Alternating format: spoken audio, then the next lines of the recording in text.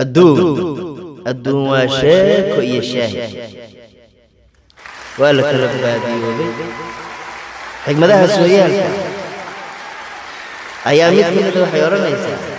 adduun waxaa ugu daran nimaan soo socon sugiddii nimaad si xun yeeshay simirsiintii iyo nimaad suurtoon kaa socon annaga mid ka mid aadna qusayso dee rag la sugayo soo socon baan maqla waxaa sabab u ahaa waayaha ayaa dabar nagu adkeeyey soo rogaal celiyeen rugcadaayadii soo rogaal celiyeen caawaan haddana mar kale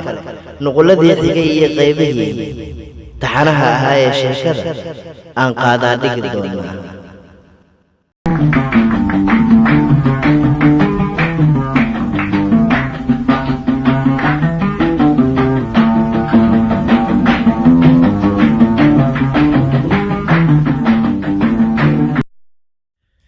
wacan oo wanaagsan dhegaystayaal daawadayaal waxaan dhex mushaaxaynay badweyntii caashaqa wuxuu yidhi hawraar yar ayaa odhanaysa caashaqu mahaad baa ma hoosiiska lalaayaa ma dabaysha huuhlaa haadaa ma ka duul miyaa dab iyo holac huursa miyaa hoygoo mara seexa miyaa hinaaso noqee haabhaaba miyaa hadday haatan sidan tahay hoodi iyo nasiibkay hanti iyo waxhelidday hadaf iyo waxgaradkay hannaan iyo aqoontay hurgume iyo bogsoodkeed holan iyo kacararkii darafta sheekada iyo dulucdeeda ayaan qabcaddii kale iminka daafuraynaa nimco waxay magac ahaan ku joogtay guriga inan shaqaale ah balse waxa ay dadka ula muuqatay nimco inay tahay inan ka tirsan ehelka taasoo marnaba aan loo muujinaynin inay tahay shaqaale nimco waxay isbarteen nuur oo ah nasro dumaashigeed kaasoo u muujiyey dabacsanaan dareen nugul daacadnimo inantii cidlada wehel u noqotay ayaa heshay qof u dabacsan oo soo dhoweeya nimco oo ka warramaysay wanaagga iyo sharafta uu leeyahay nuur ayaa waxa ay tidhi xaqiiqdii bilowgii barashadeenna marnaba ma aanan dareemin wax cidlo ah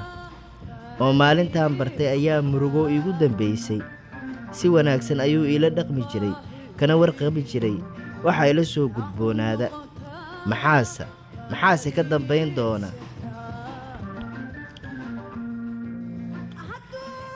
dhanka kale aasiya waa gabar ay habar wadaag yihiin nuur runtiina aad u jecel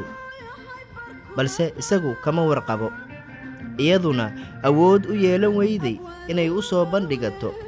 jacaylka ay nuur u qabto ileen waa dumar iyo caadadood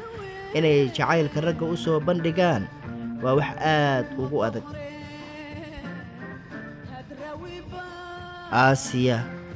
aad ayay uga guban jirtay sheekada iyo kaftanka xifaalaha lagu laray ee dareenka leh kaasoo dhex mari jiray nuur iyo nimco ileen waxay ahaayeen meelwadayaal guri ku wada nool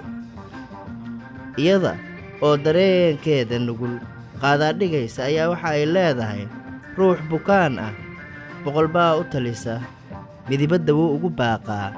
waad ku bogsan yidhaahdaa beer wax jeclaadayna baahidiisaa badanoo baylaha inuu ka baxaa bushaaradiisu tahay nimco oo ahayd gabarh caqli u saaxiib ah waxa ay dareentay baahida ay u qabto gabadha aasiya ah nuur ha yeeshee dheg jalaq umay siin nuur oo isaguna xaggiisa la daalaadhacaya jacayl ugub ah oo uu qaaday nimco ayaa waxa uu fursad ku helay xilli barqa ah inuu u soo bandhigto nimco la yaab ayay ku noqotay arrintu oo marnaba ma aysan ka filayn wax arrimo jacayl ah maadaama nuur ay ka dhigatay walaalkeed oo kale waxaa kaloo la yaab ahayd cabsida iyo argagaxa ka muuqatay nuur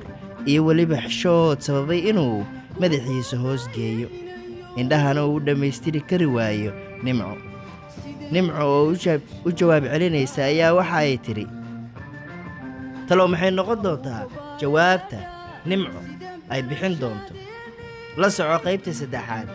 waa da'yar caashiq dulaystay dulqaadkeedu badanaa iyo daadihiyaasha barnaamijka oo idin leh nabaadiina noole kulanta iyo ammaano allah maxamed weli maxamuud xeebow iyo mukhtaar xaaji cabdi ha ilaawin inaad ku dayada